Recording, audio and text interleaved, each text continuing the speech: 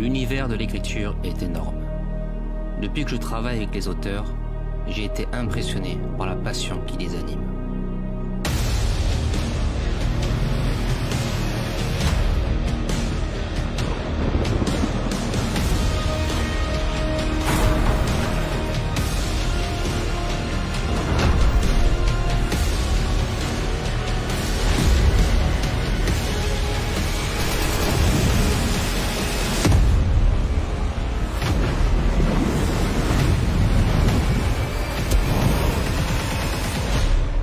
Écrivons ensemble le prochain chapitre.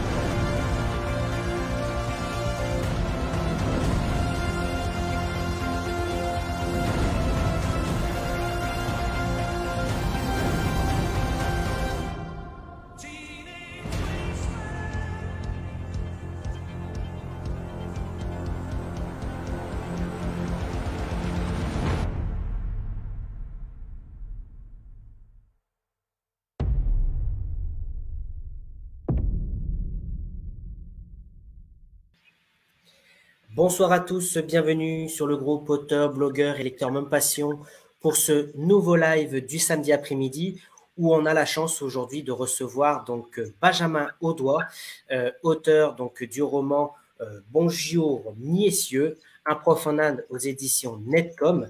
Donc Benjamin, bonsoir, merci à vous d'être parmi nous ce soir. Bonsoir, cette fin d'après-midi. Bonsoir.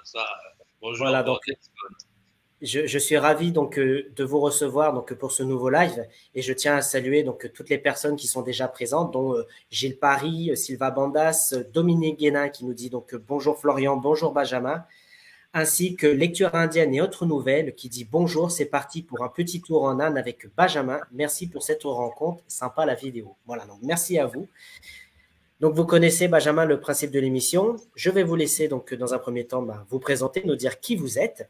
Et ensuite, je vous poserai donc les questions des personnes qui sont présentes en cette fin d'après-midi, en sachant que je tiens doublement à vous remercier parce que vous avez accepté donc d'offrir un exemplaire broché parmi tous ceux qui ont posé une question ce soir. Voilà. Bien, je m'appelle Benjamin, j'ai 39 ans. De formation, je suis juriste. J'ai eu un doctorat en droit. Puis je me suis rendu compte que ce n'était pas mon truc. Alors je suis parti à Barcelone. Là-bas, je suis devenu prof de français pour les étrangers dans les entreprises. Et puis, je suis resté là-bas 8 ans. j'ai eu un problème un peu sentimental, donc je suis parti en Inde. Là-bas, j'ai vécu une expérience très forte. Et j'ai écrit ce livre qui parle de cette expérience. Et puis, je continue à donner des cours de français. Mais l'écriture est ma passion, donc je continue en plus à écrire. Et j'ai terminé un deuxième livre. D'accord, donc on va avoir l'occasion donc de parler. Mais dans un premier temps, première question, qu'est-ce qui vous a donné envie d'écrire votre premier récit autobiographique? J'insiste énormément là-dessus, puisque c'est avant tout un récit autobiographique. Qu'est-ce qui vous a donné l'envie de l'écrire? Au début, je voulais vraiment mettre le maximum de choses pour ne pas oublier plus tard, dans 30 ans, dans 40 ans. Donc, c'était une compilation de tout ce qui m'était arrivé. Puis, je me suis rendu compte qu'il y avait des détails surabondants ou redondants, donc j'ai réduit. Mais vraiment, le premier motif, c'est pour ne pas oublier. Le deuxième motif, comme j'étais en plein divorce, c'est un peu un livre pansement aussi. C'est pour faire le point, d'où je venais, qu'est-ce que je voulais, qu'est-ce que je veux faire, qu'est-ce que je ne veux plus faire. Donc, il y a à la fois le côté, je veux me rappeler dans 30 ans même des prénoms, des choses qui me sont arrivées, et je veux me sentir mieux à la fin. D'accord, ok. On a vu la couverture donc de votre roman, votre récit autobiographique à l'écran, donc Un prof en Inde, aux éditions Netcom. Justement, est-ce que vous pouvez nous parler de cette maison d'édition avant de rentrer dans le vif du sujet de votre roman? Alors, Netcom, c'est une maison d'édition qui est basée à Barcelone, qui est tenue par un ami. Il publie, il édite des livres. Alors, il y a les maisons d'édition classiques, l'auto-édition, on fait tout nous-mêmes, les maisons à compte d'auteur où les auteurs payent pour un service. Mon ami, c'est entre la maison d'édition à compte d'auteur et l'auto-édition, puisque je m'occupe des choses. J'ai utilisé sa structure, mais César, c'est un grand spécialiste de bande dessinée. D'ailleurs, il traduit en espagnol et il publie à Lix, etc. Mais aussi, il est intéressé parce qu'il a envie de donner sa chance à des auteurs espagnols. Et il m'a dit qu'il commence à avoir des Français. Et il va publier des Français aussi. Parce que ça l'intéresse de publier, que tout le monde puisse éditer un livre. Mais évidemment, ce n'est pas une maison d'édition classique. C'est-à-dire que l'auteur, il s'occupe de la promotion, des interviews, du marketing. Ce n'est pas Gallimard, mais ce n'est pas non plus Benjamin qui a tout fait, qui a fait la couverture. Ça, je ne sais même pas faire. Donc, c'est entre les deux. Et je suis ravi. C'est pour ça que je vais continuer à le faire. Et justement, vous parlez de la couverture. Donc, est-ce que vous pouvez nous en parler? Parce que j'ai vu sur Facebook, justement, notamment, qu'il y avait quand même pas mal de retours sur cette couverture. Qu'est-ce qu'elle représente exactement? On a l'impression que c'est de la peinture. Qu'est-ce que vous pouvez nous dire sur cette couverture? Je voulais juste qu'il fasse avec les couleurs de l'Inde, un drapeau indien, pour que les gens, les amoureux de l'Inde comprennent tout de suite que c'est un livre qui parle de l'Inde. Et le titre en fait, au passage tout le monde n'a pas compris, mais très peu. Il y a même des professeurs de français qui ont cru que j'avais fait une faute. Mais non, c'est la manière dont les enfants m'appelaient là-bas. Donc dans la rue, je marchais et toute la journée, j'entendais « Ah, bonjour messieurs, bonjour messieurs ». Et je trouve ça tellement mignon que j'ai dit « Tiens, ça fera un bon titre ». Et j'ai mis un sous-titre. Et c'est l'éditeur qui m'a dit « Laisse le sous-titre, sinon les gens ne comprendront pas ». Donc, bonjour messieurs, un prof en Inde. Oui, c'est l'histoire d'un prof en Inde. D'accord. Ah, justement, alors, vu que là, les premières questions vont commencer à arriver, parlez-nous de ce récit. Alors, de quoi ça parle? Quand on ouvre la première page, à quoi il faut s'attendre? Il faut s'attendre que l'Inde, c'est un continent.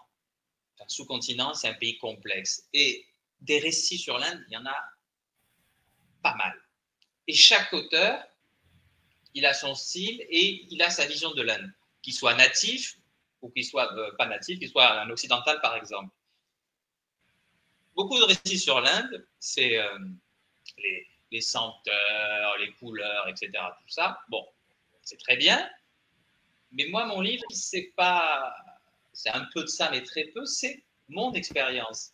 Et j'ai voulu surtout faire quelque chose d'honnête. Les erreurs que j'ai commises là-bas, je les raconte. Les choses bonnes, je les raconte. Les choses mauvaises, je les raconte. J'ai vraiment rien caché. Et je n'ai pas cherché à me rendre sympathique et je n'ai pas romancé. Évidemment, si j'avais mis à ma place une femme qui rencontre un Indien, une belle histoire d'amour, ça aurait fait quelque chose de très sympa.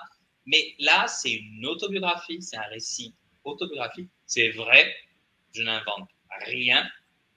J'avais pris des notes, tout est arrivé, à part quelques petits points, détails peut-être. J'ai dû déplacer une date pour rendre le récit plus fluide. Mais c'est un livre qui est fait pour ceux qui aiment les histoires vraies, authentiques. D'ailleurs, des fois, la réalité dépasse la fiction. Je vois pas mal ce qu'on peut des fois inventer parce qu'il m'est quand même arrivé pas mal de choses. D'accord. Bah, merci. Hein. Donc, on a revu encore cette couverture hein, qui est vraiment très très belle et comme vous l'avez dit, qui rappelle donc les drapeaux de l'Inde.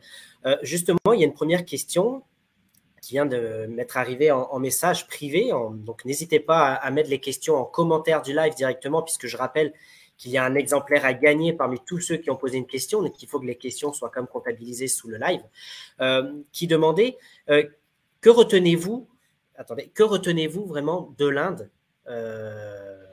en positif ou en négatif? L'Inde, alors là, déjà, le prochain voyage que je veux faire, c'est l'Inde. Le prochain grand voyage. Je veux y retourner. Je veux aller dans le sud cette fois-ci, parce que je suis allé dans le nord, j'étais dans le Rajasthan. Je veux voir l'Inde verte, je veux voir l'Inde du sud. Ça, c'est certain dans ma vie, je vais y retourner. J'ai un grand respect pour ce pays. Je m'intéresse beaucoup à ce pays. J'adore la culture, la gentillesse des gens et j'aime l'histoire. Donc, ils ont un patrimoine extraordinaire. Ce que j'ai retenu aussi, malheureusement, c'est que pour y travailler, c'est très dur. J'ai pas eu de chance là-bas parce que c'était pas des conditions de travail très, très agréables. Et surtout, mon chef était vraiment une très mauvaise personne.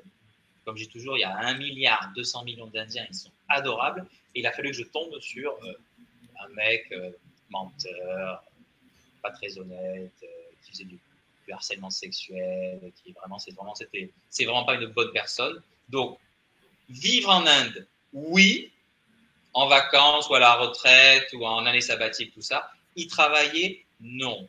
Non. Non, ça c'est sûr que non. Justement, vous parlez donc entre guillemets des conditions de travail en Inde. Je vous avais demandé de choisir quelques petites photos pour illustrer donc ce live et pour montrer un petit peu aux personnes qui nous écoutent et qui nous regardent à quoi ressemble l'Inde. Vous avez parlé donc des professeurs et de l'administration. Donc là, on voit à l'écran s'afficher donc Mayo College. Justement, pouvez-vous nous expliquer alors qu'est-ce que c'est ça, Mayo College? C'est un collège qui a été fondé en 1875, si je me rappelle bien, et c'est un collège privé pour les garçons et un collège d'élite pour les riches familles indiennes. Moi, je croyais, parce que j'avais vu un reportage sur France 2 ou sur LCI, je croyais que c'était des enfants en randonnion qui écoutaient une discipline très stricte à l'anglaise. Et en fait, même s'il y a un peu de ça, derrière, c'est un joyeux désordre, ça reste l'Inde. Et enseigner là-bas, c'était très, très dur. Donc, il y avait à la fois cette discipline très stricte pour certaines choses, les tenues vestimentaires, etc. Et de l'autre côté, c'était les cours, tout le monde rentrait, tout le monde sortait, personne n'écoutait, on était interrompu par les collègues. C'était. Non. Puis surtout, j'étais peut-être pas fait pour enseigner, surtout aux adolescents là-bas. Donc, mais c'est une institution, c'est très connu dans le Rajasthan, tout le monde connaît ce collège dans le Rajasthan. D'accord. Là, actuellement, on voit donc les profs et l'administration. Donc, comme vous l'avez dit, là-bas, c'est dur, c'est strict, tout le monde est dans les rangs. Justement, cette photo, c'était une photo de classe, c'était quoi? C'est la grande photo, la finale, où on est tous devant le bâtiment principal avec les professeurs. Bon, chaque année, ils font ça. Alors, c'est très hiérarchique. Il y a le directeur à côté, les autres directeurs, on est tous placés. C'est la photo. Il y a le personnel aussi administratif, je crois. Et c'est toujours une hiérarchie indienne, peut-être asiatique. Je pense que de ceux que je connais, l'Asie est un continent hiérarchique, bien plus que nous. Chacun a sa place, chacun doit être dans sa case. D'accord, merci beaucoup. Donc, on aura l'occasion de représenter tout à l'heure d'autres photos. Et je remercie donc Xavier qui vient de poser une nouvelle question qui demande pourquoi avoir choisi une autobiographie et non pas un roman. Parce que je voulais que ça soit sincère et je voulais pas inventer. C'est que au début, le problème de tout auteur, c'est qu'au début, un auteur, il écrit un livre pour lui. La première version d'un livre, c'est la sienne. C'est le livre qu'il voudrait lire. Donc, et ensuite, on change. Donc, j'aurais pu faire ça et me dire, bon, maintenant, tu vas le romancer. J'aurais pu mettre une femme à ma place. En plus, il se serait passé des choses avec le prof. J'aurais pu mettre un bain indien. J'aurais pu mettre des choses. J'aurais pu le romancer. Mais ce n'était pas moi. Moi, je voulais une autobiographie. Je voulais vraiment m'en rappeler et éventuellement plus tard à dire à mes neveux, etc. Tu vois, moi, j'ai fait ça en 2019. Je voulais me souvenir de ça. Et vous avez vu dans le livre, je cherche un peu, je vais chercher les anciens profs, je leur demande leurs témoignages et tout. J'avais un besoin de vérité, d'authenticité. Et puis, j'aime bien les romans, mais le problème des romans, c'est que souvent, ouais, je me dis, soit c'est pas crédible, soit c'est on voit arriver les choses tout de suite. Et là, j'avais envie de dire, bon, ben voilà, le personnage, il est comme ça, c'est moi, avec ses qualités, ses défauts. L'histoire, de temps en temps, il se passe des choses, de temps en temps, non. Et la fin, on s'en doute, c'est je suis rentré d'Inde puisque je suis ici. Mais ça reste, c'est authentique, c'est un style. C'est un style pour ceux qui aiment les biographies et autobiographies.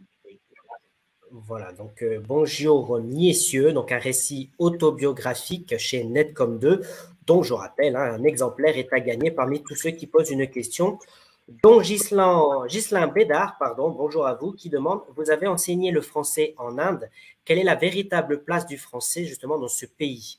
Pourquoi les parents indiens de l'élite souhaiteraient-ils que leurs enfants apprennent le français? Bonjour Ghislain, c'est un lecteur du Canada. Ghislain, bonjour au Canada. Du Québec même, on va dire. Et le français là-bas, bon, les Indiens, la langue officielle c'est l'hindi, mais tout le monde ne le parle pas, et tout le monde ne le comprend pas. Mais après, il y a des centaines de langues en Inde. L'anglais, c'est une langue administrative, tout le monde ne le parle pas non plus, mais c'est la langue qu'ils étudient. Mais comme le français est une langue indo-latine, les Indiens ont des capacités pour apprendre le français. Ils prononcent bien et ils ont des résultats très corrects. Et je me rappelle, dans le classement des examens officiels, le nombre d'inscrits par an au DELF, c'est un diplôme de français, l'Inde était 9e, tout ça. Et par rapport à la population, ce n'est pas énorme. Mais très sincèrement, Inde, Chine, pour la francophonie, là-bas, il y a un énorme potentiel. Et ils sont intéressés, ils sont francophiles. J'ai rencontré une dame, justement, une professeure de français, une québécoise. Je l'ai rencontrée après, là, par Internet. Donc, il y a des cours de français à l'université. Et pour les parents, je pense que c'est un plus d'apprendre le français. Ils aiment bien l'espagnol aussi. Ils aiment l'espagnol, parce qu'ils écoutent Papacito, etc.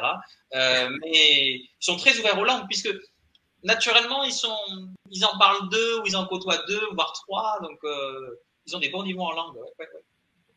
D'accord. Nouvelle question de Dominique. Voilà, donc je vous remercie pour vos questions qui dit « Je trouve votre démarche de vérité fantastique, mais qu'est-ce qui vous a poussé à vouloir partager votre autobiographie dans ce récit ?» C'est une bonne question. C'est une bonne question. Il y a plein de choses. J'étais un peu énervé peut-être contre mon boss. Et je sais pas, j'étais énervé parce que pour ce qu'ont vécu les filles 10 ans avant moi. Au passage, ces 2 filles se sont rencontrées à Istanbul il y a un mois. Elles sont connues grâce à mon livre. Et j'avais envie de partager, j'avais envie de prévenir les collègues profs de français, parce que ces gens-là, ils sont envoyés aux 4 coins du monde, ils sont payés une misère, ils sortent de l'école, etc. Ils se font avoir là-bas, ils font souvent des travaux ingrats, le billet d'avion n'est pas payé, etc. Et je voulais dire attention aux gens, ouais, c'est super, tu vas là-bas et tout ça, mais tu y vas pour travailler, donc méfie-toi. C'est pas facile, c'est pas comme expérience. Donc je pensais au professeur, je très égoïstement pour moi, parce que je voulais m'en souvenir. Et c'est vrai, pourquoi le publier? Mais parce que je sentais qu'il y avait, qui pouvait intéresser des personnes. Oui, voilà, Dominique, ça y est, j'y suis. Je sortais d'une rupture. J'avais lu des livres sur la rupture, etc. Et je pense qu'il pouvait intéresser les amoureux de l'Inde, ça c'est sûr, mais il pouvait intéresser aussi tous ceux qui ont connu une rupture. Et parce que moi, je dis, bah, je suis parti en Inde pour l'oublier. Ça a été un échec total. Au contraire, en Inde, j'étais tout le temps en train de. Etc. On peut partir sur Mars, ça ne marche pas. Donc, le livre qui vous raconte le roman du mec ou de la fille qui part au Pérou vivre, etc., pour oublier son mari ou sa femme, c'est pas vrai, ça ne marche pas, parce qu'on est loin, on est seul, on se sent mal et on y pense 3 fois plus. Donc c'est pas possible, c'est pas possible. Donc, sauf si on rencontre quelqu'un. Mais on peut pas rencontrer quelqu'un, surtout si on est gay, enfin, c'est hyper compliqué. Et donc ouais, Dominique, c'était partager pour ceux les amoureux de l'Inde, les ruptures, les profs, partager pour les gays pour savoir un peu comment ça se passe, parce que nous les gays, on est habitués en Europe, on est habitués à certaines villes hyper tolérantes et tout, et on a oublié beaucoup de choses que la génération avant moi a connues, en Inde, des endroits cachés, les regards très intrusifs, les dragues indirects. Donc, pour ces 4 types de personnes, j'ai voulu publier. Et j'ai bien fait parce que ça m'a donné envie de continuer. Et justement, c'est intéressant ce que vous dites, puisque ça nous permet de rebondir sur la question de Rim de Bervouy, que je remercie d'être là. Donc, vous y avez partiellement répondu, mais qui dit, y a-t-il des messages forts dans votre autobiographie? Donc, bien entendu que oui.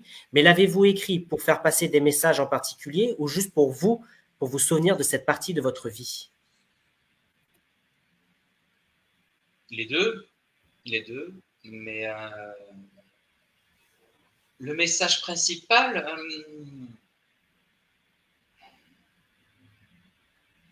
c'est dur comme question. Le message principal, il y en a plein, mais je dirais que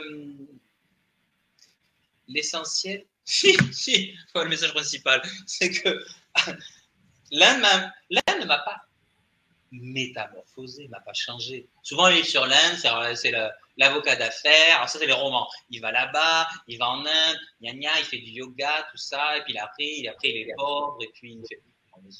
Ok, ça peut arriver, mais non. En général, la personne, elle rentre chez elle, elle est contente de rentrer chez elle, de retrouver ses repères. Mais moi, ça m'a changé dans le sens que, par exemple, voilà, ça m'a changé parce que j'ai envie d'écrire, ça m'a changé parce que j'ai envie de lire, ça m'a changé dans le sens que j'essaie d'être plus patient.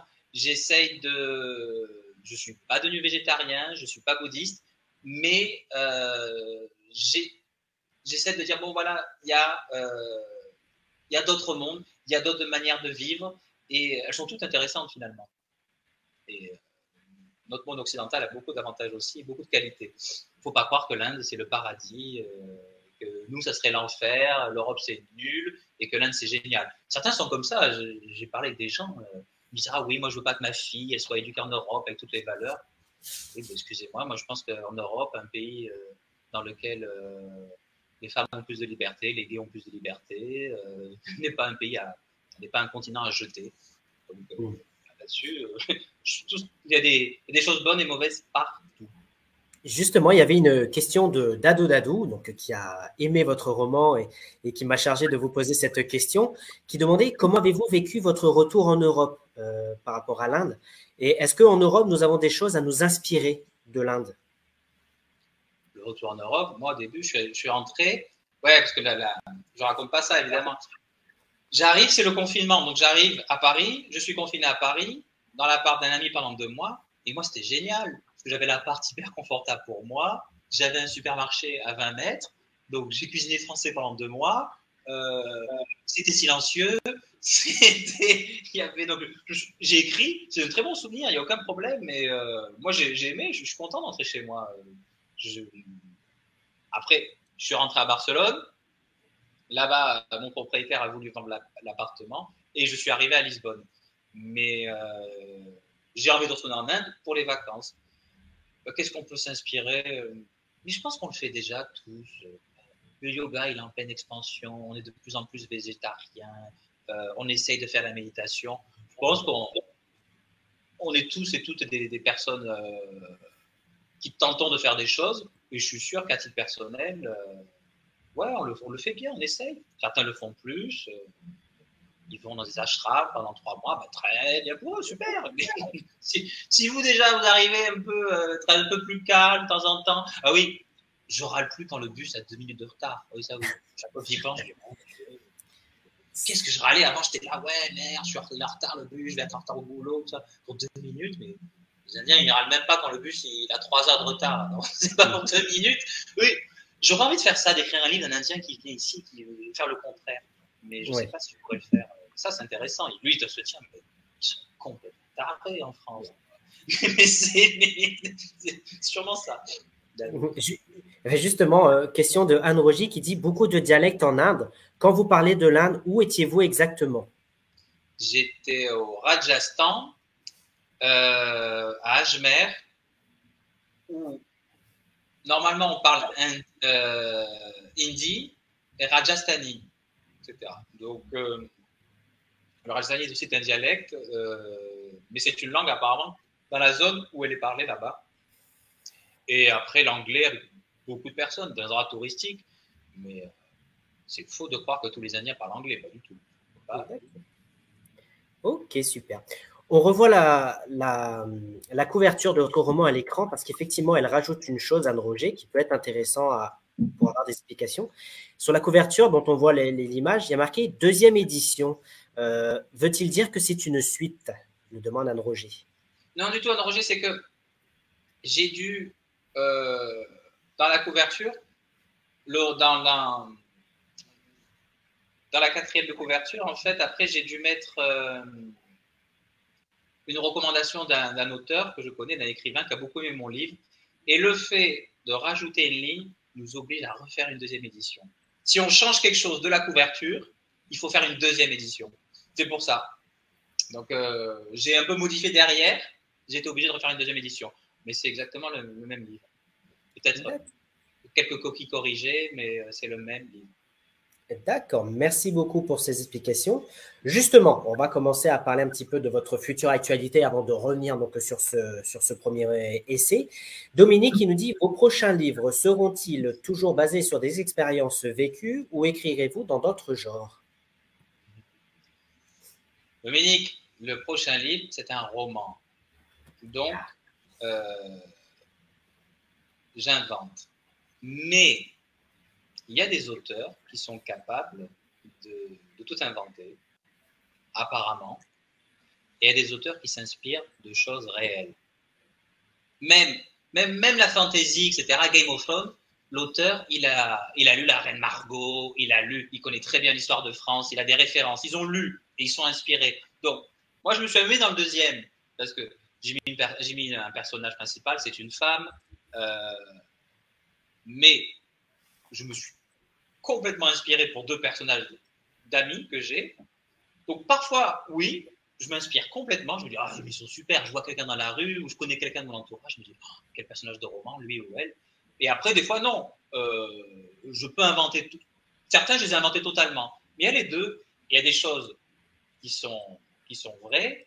Et ouais, il y a des choses qui me sont arrivées, même dans le 2e, qui sont arrivées où on voit très bien que je suis là. Et ceux qui ont lu le premier livre, quand ils vont lire le 2e, ils vont dire « Ah oui, mais là on reconnaît. Là, c'est lui. » C'est un petit avantage. Mais oui, je m'inspire. Mais ça reste un roman. J'ai été libre pour la fin. J'ai été libre pour l'histoire. Je me suis amusé. Alors là, par rapport à ceux qui m'ont posé la question de l'autobiographie, là, je me suis beaucoup plus amusé. Et j'ai pu inventer ce que je voulais, etc. Ça, c'est très agréable à écrire. Très, très, très agréable. D'accord. Donc, justement, on fera donc un second live le jour de sa sortie pour venir en parler. Justement, on va revenir donc sur l'Inde pour vous présenter donc une 2e photo que vous avez choisi de nous présenter ce soir. Oli, voilà, la photo publique du collège, où là, effectivement, on voit donc des enfants recouverts de poudre de couleur. Justement, c'est l'occasion de nous expliquer un petit peu cette coutume en Inde de de cette poudre de couleur? Qu'est-ce que vous pouvez nous en dire? C'était la fin c'est au lit, c'est au moment du printemps. C'est la fin de l'hiver, il me semble bien. Mais ça, je parle sur le contrôle de Véronique, elle le sait mieux que moi. Chaque couleur a une signification.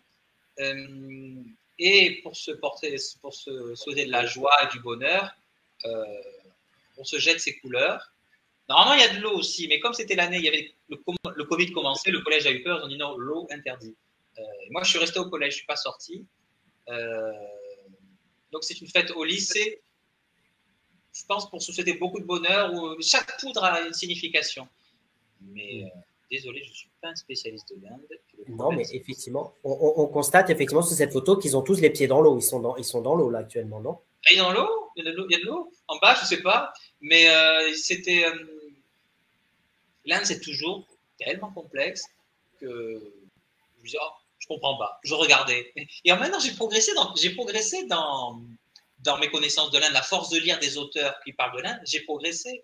Et si je ne relis pas mon livre, mais je sais qu'il y a certains passages. Ah, d'accord, si tu avais su, tu n'aurais pas dit ça. Parce que mais j'ai appris. Une deuxième photo aussi intéressante, où là, on en retrouve plusieurs.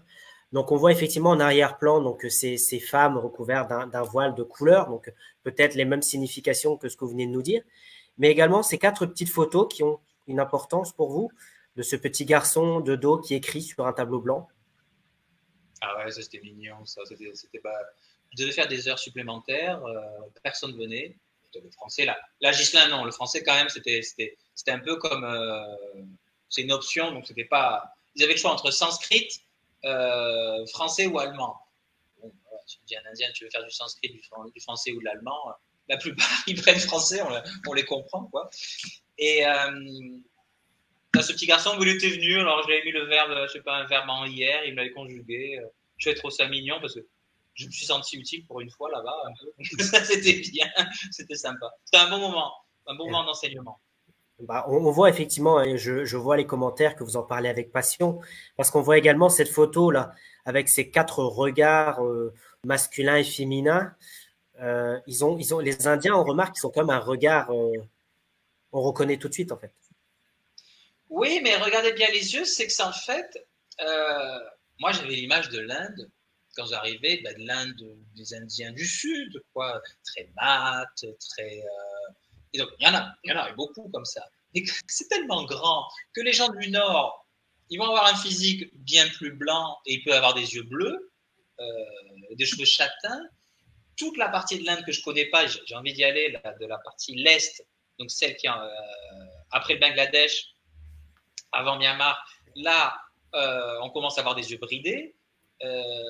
Donc, c'est vraiment... et c'est vrai qu'ils ne sont pas majoritaires, les yeux bleus et les yeux verts. Mais de temps en temps, quand on en voit un, on leur dit « Oh, vous avez de beaux yeux, je peux vous prendre en photo ?» Alors, les Indiens, ils adorent qu'on les prenne en photo. Même, ils réclament, il n'y a aucun problème. C'est le seul pays au monde où vous sortez une caméra, vous avez 10 personnes qui arrivent, tout le monde vous demande une photo, ils adorent ça, il n'y a aucun problème. On demande quand même avant, il faut toujours demander. Mais je sais pas, vous avez de beaux yeux, je peux vous prendre en photo. Mais alors, ce que j'ai pas aimé à Paris, là, pour répondre à Dadou, c'est quand je suis arrivé à Paris, j'ai vu un beau monsieur avec un chapeau, il met sa clope contre une porte. J'arrive, je dis oh, bonjour monsieur, excusez-moi, est-ce que je peux vous prendre en photo? Et il m'a dit non.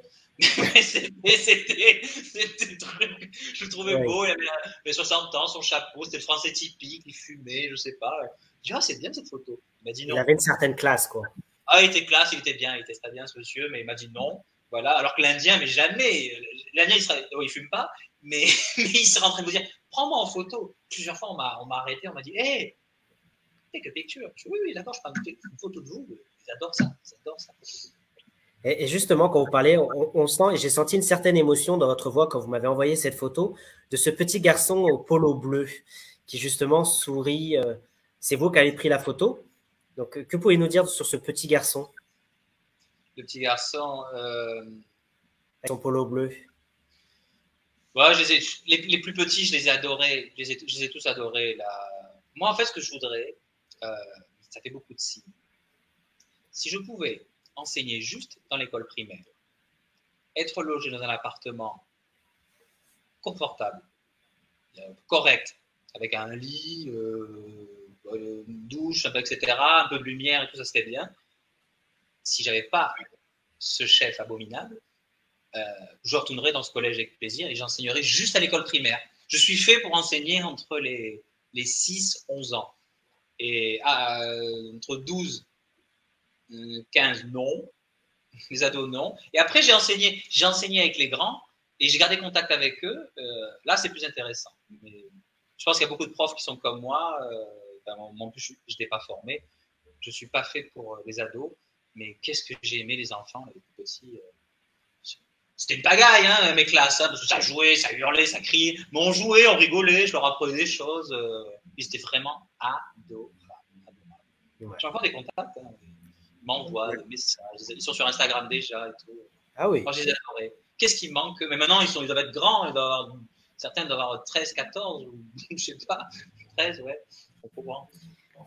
D'accord. Et justement, il y a Anne Roger qui nous dit « L'Inde est passionnante pour moi, mariage d'un ami indien, immersion totale, je suis retourné une deuxième fois. » Et il y a Dadou Dado aussi qui voulait savoir est-ce facile, par exemple, ou faisable pour un Français, entre guillemets, de type lambda, d'aller en Inde? Est-ce qu'il doit aller seul pour des vacances ou pas? Ou est-ce qu'à chaque fois, il faut aller de façon organisée, avec des voyages en groupe? Il y a les deux. Facile, non, mais pour ceux qui ont l'habitude de voyager seuls, pas de problème. Donc, les gens qui ont voyagé seuls dans le monde entier, ils peuvent le faire en Inde sans problème parce qu'il y a quand même l'anglais, il y a des zones touristiques, il y a des hôtels, il y a Booking, on peut se débrouiller. Dadou, la meilleure question, mais là, je ne vais pas trop y répondre, c'est une femme seule. C'est toujours la même chose. Donc, dans les forums sur l'Inde, il y a toujours une dame qui dit « Est-ce que je peux voyager seule ?» Et il y a des filles qui vont vous dire, plein, qui sont allées en Inde, qui disent « Je l'ai fait seule, ça s'est super bien passé, il n'y a aucun problème. » Il y a même des gens comme ma sœur, elle a fait un groupe de filles. Elle a dit « J'ai jamais été harcelée en Inde, tout ça, alors qu'en France, j'ai été agressée fortement, plusieurs fois. » Mais chaque femme, en général, dit « Là, ma grande, c'est une décision personnelle. De le faire, si tu le sens ou pas, etc. » Mais l'Inde n'est pas un pays dangereux. En soi, pas du tout. En soi, non, c'est un pays sûr. On peut avoir son téléphone portable, on peut avoir les arnaques. Les arnaques dans les boutiques ou les arnaques, ça, il y a des arnaques. Mais dans la rue, c'est sûr.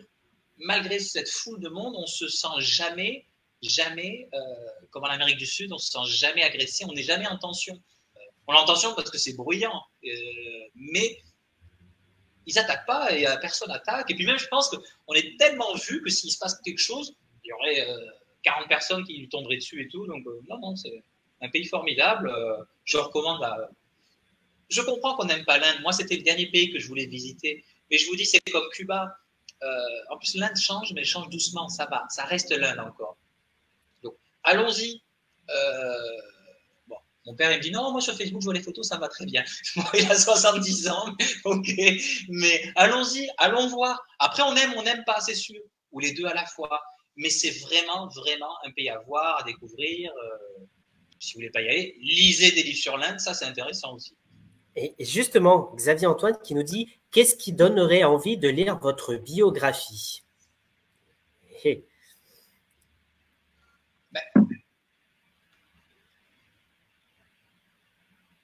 Pour un certain public, donc, pour le public que j'ai cité, là, le sujet va leur parler, va les intéresser. Mais pour les autres, c'est justement de voir... mon livre, il est honnête et on peut lui reprocher beaucoup de choses, mais au moins, il est honnête. Même le deuxième n'aura pas l'honnêteté du premier, puisque le deuxième, j'ai réfléchi à l'histoire et j'ai réfléchi est-ce qu'il faut que j'écrive ça. Donc, je me suis un peu aussi bloqué. J'étais libre, mais je me suis bloqué. Et là, est-ce que je peux mettre ça? Est-ce que je peux faire ça? Est-ce que je dois écrire comme ça? Le premier, il est honnête. Donc, il est brutal d'honnêteté. Et du coup, il n'est pas mièvre. Il n'est pas dans le... Enfin, moi, j'ai pas trop envie de lire des trucs mièvres, personnellement. Le truc, la femme, elle a rencontré... elle se rend compte, après 10 ans, que son mari n'est plus comme avant, donc elle commence à faire des trucs, et puis après, finalement, elle se rend compte que son mari est génial, elle finit avec lui. Ça va, enfin, ça, c'est... J'ai pas envie de dire ça, moi. Donc, j'ai envie de dire un truc où la personne n'est pas forcément sympa, où il fait des conneries, où il fait des... Je sais pas, c'est une honnêteté. Ça passe ou ça casse. Mais des retours que j'ai eu des retours plutôt positifs de gens qu'au moins, on m'a toujours dit honnête et véridique. Après, chacun son expérience. Et au niveau de l'Inde, chaque expérience est unique quand même. D'accord. Ça dépend de l'endroit, ça dépend de ce qu'on fait. Voilà, Xavier, pardon. Xavier, c'est en catalan. Ok. Rim qui nous dit, la méthode de travail varie-t-elle beaucoup entre l'écriture d'un roman et celle d'une biographie? Totalement. La biographie, j'avais le gros avantage que je connaissais le début et la fin.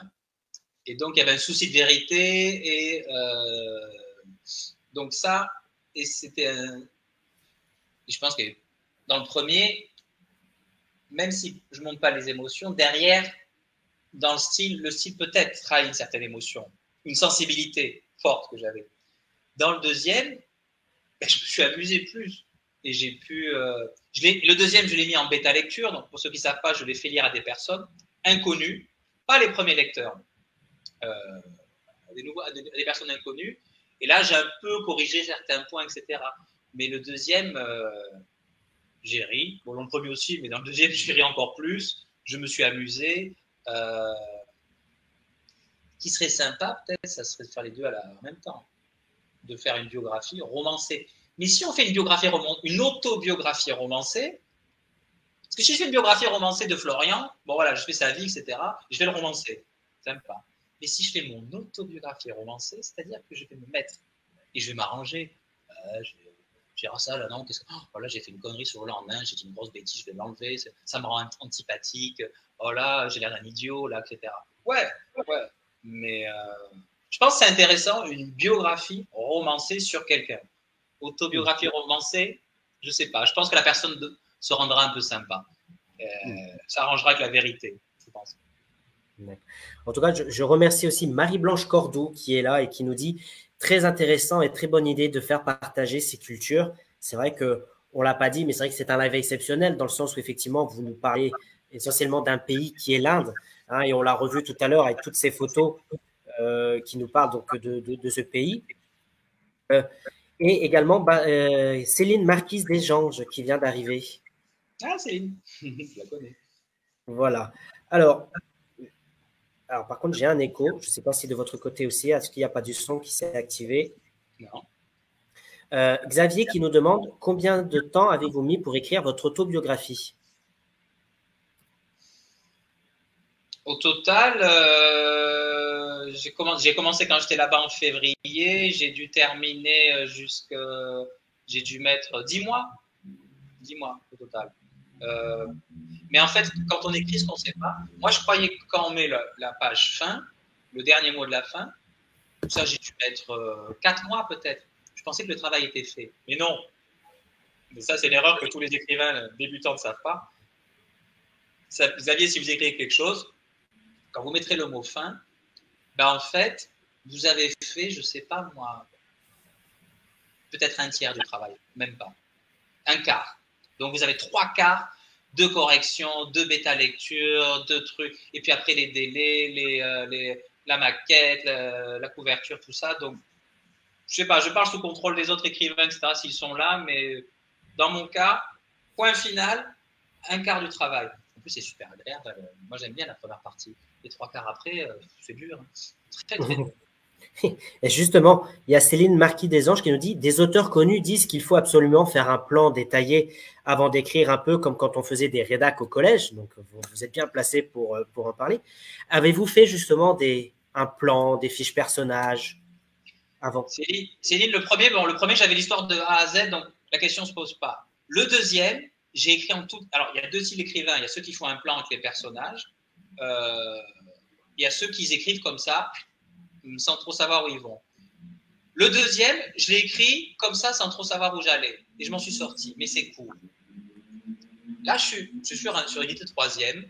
J'ai voulu, je me suis dit, ah non, Benjamin, tu peux pas écrire comme ça et tout, parce qu'un jour, tu vas te retrouver bloqué. Donc, je suis en train d'écrire un troisième. J'avais l'idée d'une saga familiale dans les Cévennes. Donc, j'ai commencé à écrire les personnages, j'ai commencé à écrire les trucs. Et finalement, ça me gonfle un peu. Donc, je crois que je vais faire comme je sais faire. Je vais écrire. Je vais me lancer et ça viendra dès qu'il faut faire les deux. Après, il faut prendre des notes. Mais normalement, on prend des notes, on écrit Moi, je pense que même pour le troisième, je vais écrire, prendre des notes, pour pas se contredire. Il a les yeux bleus, il a 45 ans, il est catholique, etc. Mais tout organisé, etc. Non, je sais pas, ça dépend du caractère de chaque écrivain. J'en suis pas capable. Mais en organisant tout, on évite de se lancer dans un truc, d'écrire 50 pages, de dire qu'est-ce que je fais avec ce truc. Mais non, mais je pense pas que j'aurai ce problème. Moi, j'aurai l'imagination, ça partira sur un petit truc. Mais Céline, le deuxième, au début, je voulais écrire une histoire rigolote, amusante. C'est amusant, mais en écrivant, tout d'un coup, je me suis mis à toucher des thèmes très profonds. Et en fait, c'est une critique sociale. Donc, je suis parti. Au début, je voulais faire un livre rigolo, puis j'ai vu que c'était peut-être pas trop mon truc, et je suis parti vraiment sur quelque chose de plus fort et de pas superficiel et qui évoque des thèmes assez durs, même s'il y a beaucoup plus d'humour, beaucoup plus de liberté avec le personnage. Le syndrome de la page blanche, vous l'avez connu ou pas? Non, mais j'ai connu le syndrome de la page qui me gonfle. Donc, attention, ça c'est la page. On dit, oh, il faut raconter ça. En général, quand on fait ça, c'est très mauvais. Donc, ou je le fais pas, ou je sais pas, j'essaie de le prendre avec un autre angle d'attaque. Dans le deuxième, moi, je m'éclate avec les dialogues. Les descriptions, c'est pas toujours mon point fort. Donc, j'ai essayé de les travailler. Page blanche, non. Mais ouais, c'est un passage, on dit bon, etc. Comment je peux le dire et tout. Ou des fois, moi j'aime quand ça va vite. Et alors, en bêta lecture, on me dit, mais non, Benji, là, il faut que tu poses le truc, etc. Qu'est-ce qu'il faut que je te dise, quoi, qu'on mange un gâteau, je vais parler du gâteau, je s'en fous du gâteau. Moi, en lecteur, j'ai pas besoin que vous me donniez 10 000 détails pour me faire ma propre idée. Alors qu'il y a d'autres lecteurs, peut-être que non, ils veulent plus de détails. Mais moi, j'adore Maupassant. Dans ce cas-là, il faut lire Maupassant. Les descriptions sont parfaites et personne n'a jamais fait comme lui. Donc, voilà, c'est ça. Mais c'est après le style d'écrivain, on n'aime pas, parce que qu'est-ce qu'il sait faire, qu'est-ce qu'il ne sait pas faire. Écrire, j'ai compris que c'est comme cuisiner. Si Florian et moi on cuisine, peut-être qu'on va dire, non, tu cuisines, toi c'est trop salé. Toi, tu mets c'est sucré salé, j'aime pas. Toi, c'est trop gras. Toi, c'est pas assez gras. Toi, c'est trop épicé. Toi, oui, mais qu'est-ce qu'on aime à la fin? C'est comme ça. On peut dire, j'aime pas ce type de cuisine, mais finalement, ce que tu fais est bon, puisque ça plaît à certaines personnes, celles qui aiment avoir la bouche en feu, celles qui aiment les sels, celles qui aiment la cuisine grasse, qui disent, non, c'est pas gras, c'est dégueulasse. Après, on peut cuisiner quand vous voulez. Hein. Ouais, il faut le truc, mais c'est ça, la cuisine, ça donnait beaucoup d'amour, et écrire, ça donnait beaucoup d'amour. On peut corriger, on écoute les critiques, pour essayer de plaire à le plus de personnes possible. Mais on ne fait pas de miracle. Et justement, il y a Xavier qui dit, donc il vous remercie donc pour votre réponse. Il est aussi lecteur, correcteur, chroniqueur, et ça me permet de poser la question. Justement, est-ce que par exemple pour votre prochain roman, celui que vous êtes en train d'écrire actuellement, on peut vous contacter si on est bêta lecteur, correcteur ou chroniqueur? Génial, vous me contactez, qui que vous soyez, vous me contactez. Le plus beau de l'auto-édition, c'est rencontrer des gens. Parce que le deuxième que je fais, il est hyper commercial. Je pense que j'aurais pu l'envoyer, attendre des éventuels retours positifs ou négatifs de maisons d'édition. Mais si je fais de l'auto-édition, outre l'aspect financier, parce que je trouve que c'est plus intéressant, on est payé tout de suite, c'est pas un an après à 6%, etc. Moi, j'aime bien faire le marketing, j'aime bien m'en occuper. Et ce que j'aime, c'est les retours des lecteurs, c'est rencontrer des gens. J'ai rencontré des gens sur Lisbonne, je me suis fait copain avec Florian, je ne le connaissais pas, mais si j'avais fait une maison d'édition classique, Florian, je ne l'aurais pas connu, d'autres personnes, on se contacte, on s'écrit. Il y a des gens qui m'ont raconté leur vie en Inde ou leur rupture. Moi, ça me passionne. Des gens qui m'ont dit, Benjamin, je te comprends, moi, j'ai écrit à mon ex-femme, etc. 10 ans après, je n'ai toujours pas oublié. D'autres m'ont dit, en Inde, mais plus jamais. C'est super intéressant. Donc, oui, Xavier, écrivez-moi, mais pas que Xavier, tout le monde. Tous, écrivez-moi, tous. C'est ça qui est super. Pour échanger, pour parler. Voilà, c'est génial. Et justement, alors ça c'est une question intéressante. Où c'est qu'on peut vous retrouver? Donc on a vu que vous étiez présent sur les réseaux sociaux, essentiellement sur Facebook. Mais est-ce que vous avez un site internet, une page YouTube, Instagram? Où c'est qu'on peut vous contacter exactement? C'est toujours Benjamin Audois. J'ai appris ça en marketing là, grâce à une auteure. Benjamin Audois, ma page web, sur Instagram, sur LinkedIn, sur Facebook. Je suis pas sur Twitter, c'est pas mon truc. Je commence un peu à apprendre TikTok, mais c'est vraiment sur Facebook que je suis plus disponible et par mail. Vraiment, je suis toujours hyper intéressé par échanger, par rencontrer. Je veux dire, depuis que c'est pour ça que je continue et que je passe par l'auto-édition, c'est génial. On rencontre des gens, sincèrement, sur 1000 messages. Je sais pas, j'ai pas eu 1000, mais j'en ai eu pas mal quand même. Il n'y a pas 1 ou 2% qui sont limites. Voilà. Des lourdeaux, une femme qui vient draguer, un homme qui vient draguer, ça arrive, des trucs, c'est minoritaire. C'est génial en général les échanges. Ouais. J'adore. Bah là, on pourra aussi, je rappelle que la rediffusion de ce live donc, sera également sur YouTube. Donc vraiment, ne pas hésiter aussi à continuer à commenter ou à poser vos questions. Benjamin, j'en suis sûr, répondra avec plaisir. Il y avait une question aussi par rapport, dans votre roman, vous utilisez beaucoup la musique. Quelle est la partie, qu'est-ce qu'elle vous inspire, cette musique indienne? J'ai essayé, grâce à une application, j'ai essayé de chasamer les musiques que j'ai pu entendre et tout. Et c'est vrai que c'est un cliché, mais en Inde, les 5 sens sont réveillés à la fois. Ça, c'est vrai. C'est tellement bruyant, c'est tellement. Il y a l'odorat, il y a l'ouïe, il y a la vue, il y a le toucher, etc. Mais la musique, non. Il n'y a pas longtemps, j'ai vu une de mes propres vidéos. Qu'est-ce que tu fais là d'ailleurs? J'étais à Pushkar. Il n'était pas tard, il devait être 22h du soir. J'entends une musique forte et tout, une espèce de truc. Je dis cool, ça va être une discothèque, c'est bizarre, ou un mariage, peut-être que je serai invité et tout. Non, c'était un temple, ils étaient en train de faire une cérémonie et ça faisait. C'est comme nous, ça gueule s'il y a 3 cloches qui tintent, mais alors là-bas, je dis, c'est quoi cérémonie religieuse? En moi, voilà, la musique de consultant, c'est la même.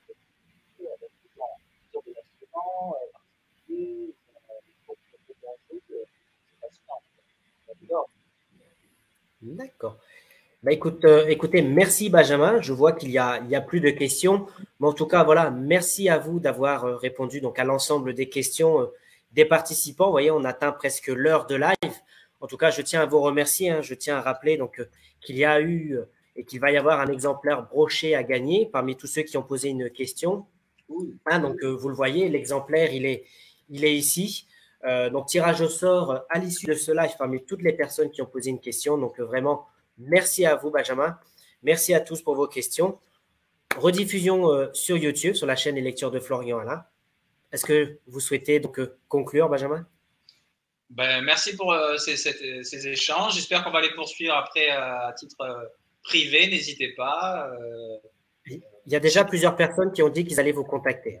Mais oui, contactez-moi, mais même entre auteurs, je pense qu'on ne se contacte pas assez entre auteurs, on ne se contacte pas assez entre lecteurs, échangeons sur l'Inde. J'ai fait aussi un groupe livres et films sur l'Inde, donc échangeons, parlons, débattons dans le respect, c'est ça qui est formidable dans ce monde qui est assez nouveau pour moi. Et donc, merci Florian de nous avoir donné cette opportunité.